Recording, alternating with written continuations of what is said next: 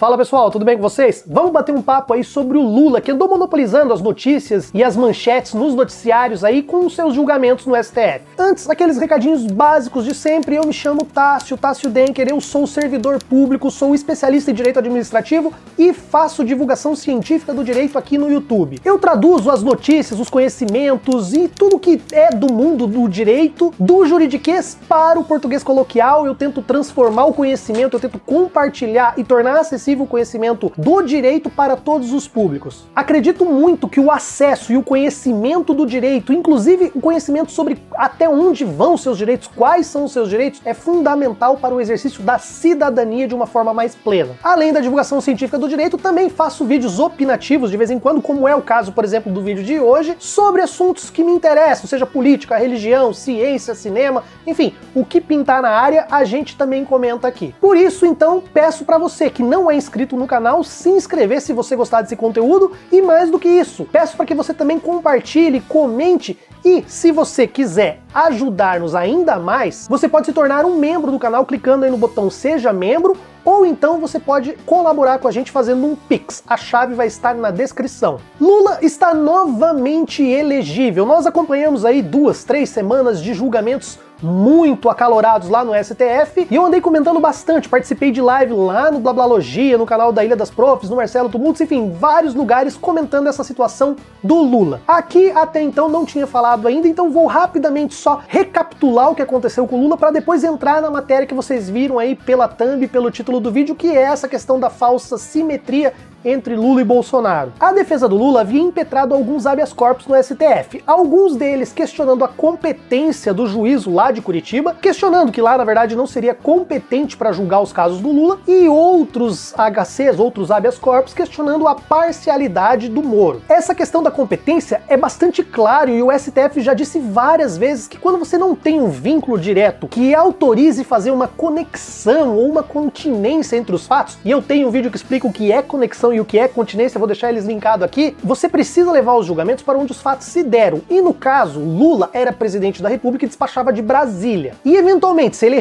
tivesse recebido uma propina em São Paulo, que seria a questão do apartamento ou do sítio em Atibaia, talvez a competência também pudesse ser lá. Só não poderia ser em Curitiba, porque Curitiba estava com a Operação Lava Jato e não se encontrou nenhum contrato, nenhum vínculo que ligasse as atividades ilegais que estavam acontecendo na Lava Jato ao presidente Lula, e isso inclusive está escrito, está até na própria sentença do Moro. Então, antes de tudo, o Moro deveria ter reconhecido ele que não era competente para estar julgando esses casos. Mas, como ele tinha muito sangue no zóio, como ele queria muito julgar, como ele queria, sabe, de qualquer jeito pegar o Lula, e isso já demonstra que ele não estava agindo de uma maneira imparcial, ele insistiu para julgar aquilo lá. E isso foi pro STF. E o STF, numa decisão monocrática, o ministro recebeu e falou assim: olha, realmente o STF tem decidido que é assim, assim, assado, então eu vou declarar a incompetência de Curitiba, ou seja, os processos não poderiam ter sido julgados em Curitiba e vão remeter eles para Brasília. Ah, mas olha só, tem outros procedimentos que estão questionando a parcialidade do Moro. Mas como eu já decidi que o Moro não podia julgar por incompetência, eu vou arquivar esses procedimentos de suspeição e vou mandar para Brasília. E fica aí por aí mesmo. Essa foi a decisão do Fachin. Só que aquele outro habeas corpus que pedia a parcialidade do Moro estava sendo julgado por uma das turmas do STF, que é a turma que tem o Gilmar Mendes, o próprio Fachin,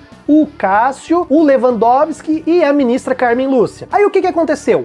Eles decidiram que aquela decisão, aquela parte da decisão em que o Fachin extingue os outros processos, não poderia ter sido decidido pelo Fachin, então eles não reconheceram essa parte da decisão do Fachin e julgaram do mesmo jeito, ou resolveram julgar ainda assim a questão da parcialidade do Moro. E eles declararam que o Moro era parcial. Beleza, a primeira decisão lá do Fachin, que disse que Curitiba não seria competente para julgar, foi uma decisão tomada de forma monocrática, foi sozinha. E quando um juiz, um magistrado lá do STF, um ministro, toma uma decisão sozinha em um habeas corpus, cabe um recurso que pode ir para o pleno ou pode ir para a própria turma confirmar ou não aquela decisão. Já a decisão da parcialidade, como ela já foi tomada dentro de um órgão colegiado, dentro de uma das turmas, já não cabia mais decisão, ou seja, o Moro era parcial e isso estaria sacramentado. Só que o STF tem as suas jabuticabas. Lembra aquela primeira decisão?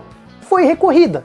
E aquela decisão que foi recorrida foi a decisão que o Fachin disse que Curitiba não era competente e que extinguia os procedimentos. E essa decisão foi para o pleno do STF, ou seja, foi para os 11 ministros votarem. E lá no pleno, o que poderia acontecer? Eles teriam que julgar se ia se manter a decisão do Fachin ou não, ou seja, se manteve a decisão do Fachin, só que abriu uma brecha muito interessante, ou quer dizer, interessante não tem nada, uma brecha muito perigosa porque poderia criar até uma ruptura na questão da segurança jurídica das decisões do STF, que seria o quê? Olha, se a gente confirmar a decisão do Fachin, naquela decisão ele também extinguia os processos que não precisaria julgar a parcialidade, ou seja, todo aquele julgamento de parcialidade não precisaria ter sido julgado. Foi julgado à toa, foi julgado sem ter necessidade. A questão que se estabeleceu ali, então, não foi tanto julgar de novo a parcialidade do Lula, foi julgar se o pleno do STF poderia reformar uma decisão de uma das turmas do STF. E essas turmas do STF só existem para dividir a atribuição para que os processos se julguem de maneira mais rápida. Basicamente, quando alguém recebe um processo na sua turma, ele escolhe se aquele processo vai ser julgado pela turma ou se vai ser julgado pelo pleno. Então cada magistrado, cada ministro, ele olha pelo tipo da decisão e fala, isso aqui já é carne de vaca, já é uma coisa que a gente já julgou várias vezes, já é assim mesmo, então vai ficar aqui na turma mesmo. Se é uma coisa muito diferente, se é uma coisa nova, se é uma coisa que vai criar uma jurisprudência, vai criar um precedente, geralmente os ministros olham e falam, olha, vamos jogar pro pleno, pros 11, pra gente criar um padrão de decisão e daí as turmas irem adotando essa linha de pensamento. Essa questão da competência e também da parcialidade já eram questões que já são, sabe, muito julgadas, já eram questões que não tinham necessidade de ir pro pleno. Então, o que acabou acontecendo no STF não foi de se julgar no pleno de novo se o Moro era parcial ou não era parcial, foi julgar se poderia se reformar uma decisão de uma turma ou não. Agora pensa comigo, se você abre a brecha e fala, não, o pleno pode reformar a decisão da turma. Para que existe turma então? Por que um juiz vai gastar o tempo dele fazendo o relatório, os outros vão julgar sabendo que tudo aquilo pode ser desfeito e não ter valor nenhum se ir pro pleno? Então basicamente foi isso que se julgou e se manteve a questão da segurança jurídica, ou seja, as decisões que são tomadas nas turmas são sim soberanas, a não ser quando nos próprios critérios do regimento interno possa haver um recurso dessa decisão, que não é o caso no caso das decisões de habeas corpus. Então, pessoal, basicamente o imbróglio jurídico foi esse. O Lula está automaticamente elegível, por quê? Porque ele não tem mais nenhuma condenação, nem em primeiro nem em segundo grau. Esses processos não absolveram o Lula, isso é importante falar. O que nós temos é que o Lula vai ser julgado novamente por um juiz que seja competente e por um juiz que seja imparcial, algo que nós não tivemos nesse primeiro julgamento. E antes que as pessoas venham falar, juiz que dá conselho para uma das partes, ele não pode julgar o processo, isso tá claro na lei, e não precisaria nem daquela vaza-jato, nem de todos aqueles grampos que foram interceptados ilegalmente para se constatar isso. Isso já era claro sem aquilo. Se você esquentar aquelas provas lá da Operação Spoofing, lá que a Intercept noticiou bastante, que já estão nos autos e que já foram periciados, aí a situação ficaria ainda pior. Para saber mais sobre isso, eu vou deixar aqui também para vocês um vídeo em que eu explico a questão das provas ilegais e a teoria dos frutos da árvore envenenada. Então beleza, essa é a parte jurídica e agora vamos abrir uma aspas aqui, vamos falar um pouquinho sobre essa questão do Lula e a falsa simetria. Era muito comum os comentaristas da extrema-direita, tipo Nando Moura, Caio Coppola, Alexandre Garcia, sabe, essa corja toda aí, usar a expressão bandidolatria para quem defendia o Lula. Basicamente, essa questão da bandidolatria, ela tem dois elementos por trás. Uma delas é a questão da defesa dos direitos humanos. E nesse ponto eu nem vou entrar nesse vídeo, eu tenho um vídeo que eu falo sobre a Marielle, vou deixar linkado para vocês. Hoje eu tô fazendo um vídeo só falando dos meus outros vídeos. Vou deixar para vocês um vídeo falando sobre o caso da Marielle, um vídeo antigo, mas que eu falo um pouco mais sobre os direitos humanos. Mas isso revela só uma profunda ignorância, no sentido de desconhecimento de quão importantes são os direitos humanos, do quão importantes são as garantias constitucionais que servem para te proteger do autoritarismo do Estado. E a segunda questão era dizer que as pessoas que defendem o Lula, que o Lula seria ladrão, que seria corrupto, que seria isso, que seria aquilo, defendem bandidos, seriam bandidólatras. E nesse ponto, a mídia, a grande mídia, isso eu tô falando, sabe, Folha de São Paulo, Estadão, vários jornalistas, inclusive jornalistas que eu até gosto, entram nessa falsa narrativa de que existe uma simetria entre as pessoas que adoram o Lula e as pessoas que adoram o Bolsonaro. E isso pra mim é um completo absurdo. Isso pra mim é querer colocar como iguais, por exemplo, a Dona Maria, que é empregada doméstica, faz diárias e formou a filha, sabe a filha, a Tereza, que tem hoje 23 anos, com o FIES, que ela conseguiu comprar sua casa graças ao Minha Casa Minha Vida, vive uma vida boa, conseguiu realizar vários sonhos e graças a políticas públicas que foram implementadas pro Lula, e comparar ela, a Dona Maria, com aquele empresário que entra sem máscara, com a camisa da CBF e quer agredir o balconista da sorveteria porque pediram para ele colocar máscara. Isso é uma falsa equivalência completa. As pessoas que defendem o Lula, em grande parte o eleitor, o público que vota no Lula, defende algo que ele fez quanto ele era presidente. Programas sociais que erradicaram quase a fome, que melhoraram o status do governo, que melhoraram muito. Questão do IDH, emprego, a dívida pública, enfim.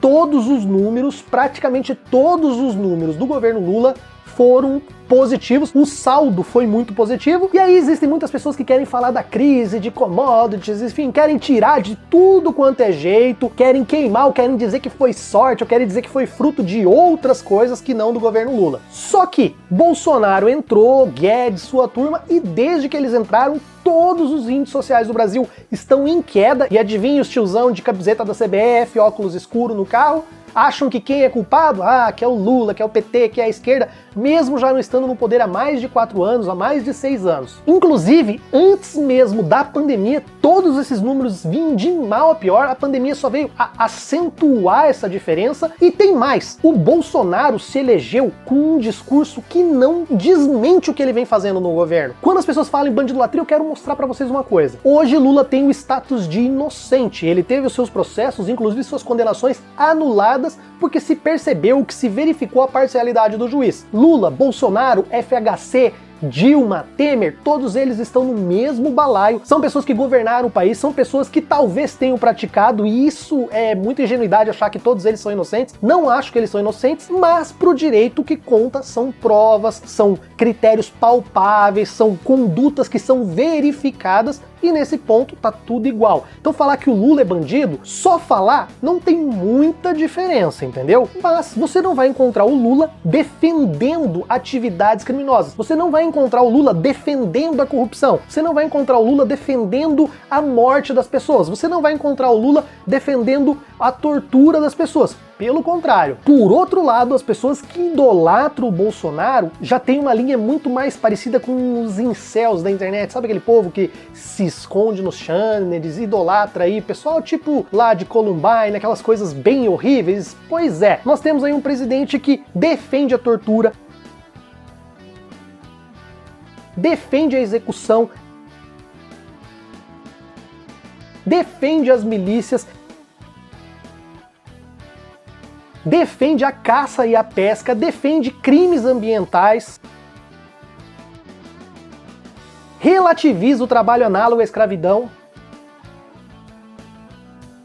defende supremacia cristã, diz que as minorias precisam se curvar às maiorias e está respondendo nesse momento uma CPI graças à condução da pandemia no seu governo. E mais do que isso, eu tenho outro vídeo aqui que fala sobre a questão do genocídio e dos crimes contra a humanidade, na qual o nosso presidente está sendo investigado lá na corte, lá no Tribunal Penal Internacional. Sem contar, por exemplo, a defesa de um certo ditador aí que tinha vínculos com pedofilia, sem contar a defesa de Pinochet, que é um criminoso de guerra, e o próprio Ustra, que é condenado pela própria justiça brasileira, que é ídolo desse cara. E o pior é que não é só desse cara não, é daquele tiozinho que tá lá com foto de óculos dentro do carro, é aquele empresário com a camiseta da CBF que tá agredindo as pessoas que pedem pra ele usar máscara. Então, quem é aqui que tá defendendo o bandido? Eu não preciso nem entrar no mérito do Lula ser culpado ou não ser culpado. Mesmo que o Lula estivesse com o status de condenado, as pessoas que defendem o Lula acham ou acreditam que ele é vítima de uma perseguição. Elas não estão defendendo o Lula porque o Lula roubou e elas acham isso certo, e elas acham que o Lula,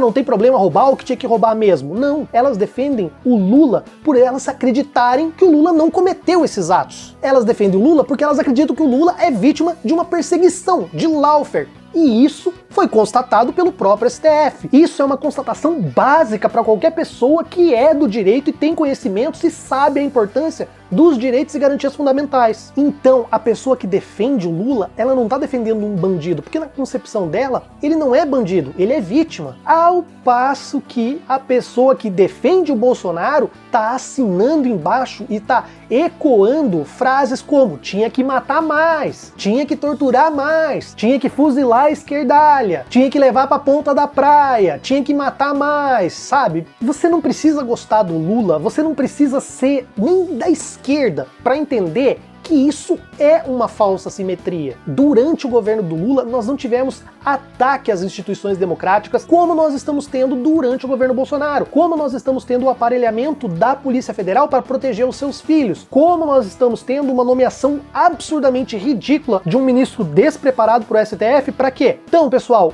essa é a minha indignação com essa questão dessa falsa simetria. São dois pesos, são duas medidas completamente contrárias. Tudo que o Lula fez durante o governo tá mais para centro-esquerda do que para a própria esquerda, sabe? O governo do Lula foi um período em que os bancos racharam de ganhar dinheiro, foi um período de prosperidade econômica para todas as classes, foi o período em que esse velho da van aí abriu mais de 100 lojas no Brasil e hoje tá começando a ter os seus reveses dentro do governo do Paulo Guedes, junto com o Bolsonaro. Então é isso, eu sei que é um vídeo polêmico, eu sei que é um vídeo que muita gente não vai gostar, eu sei que é um vídeo que vai dar dislike aí, mas é a minha visão, é a minha opinião sobre esse assunto. Essa falsa simetria, ela é absurdamente falsa mesmo. Pessoal, agradeço muito quem ficou até aqui. Se você gostou desse vídeo, compartilhe, deixe o seu like, comente e nós nos vemos no próximo vídeo. Um abraço a todos.